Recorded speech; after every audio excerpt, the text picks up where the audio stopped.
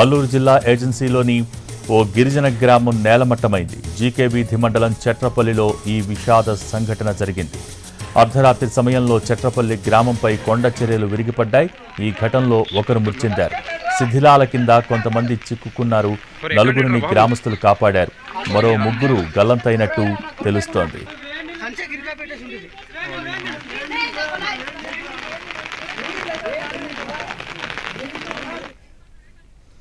అల్లూరు జిల్లా ఏజెన్సీలోని ఓ గిరిజన గ్రామం నేలమట్టమైంది. జీకే వీధి మండలం చట్రపల్లిలో ఈ విషాద ఘటన జరిగింది. అర్ధరాత్రి సమయంలో చట్రపల్లి గ్రామంపై కొండ చర్యలు విరిగిపడ్డాయి. దీనికి సంబంధించి పూర్తి సమాచారం మా ప్రతినిధి రవిచంద్ర టెలిఫోన్ లైన్ ద్వారా అందిస్తారు.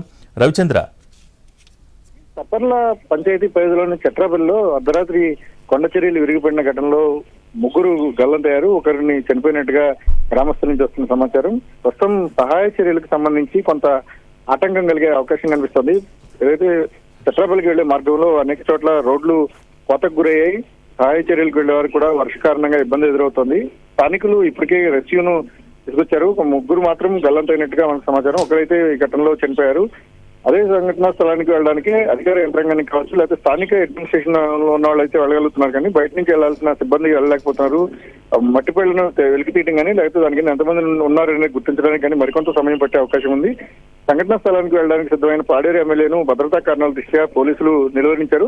ప్రస్తుతం ఆ ప్రాంతానికి చేరుకోవడానికి వాగులు పొంగుతున్నాయి. ఆ ప్రాంతానికి వెళ్లే రహదారులన్నీ కూడా కోతకు గురైన క్రమంలో మరికొంత సమయం పట్టే అవకాశం అయితే కనిపిస్తోంది. భోగి.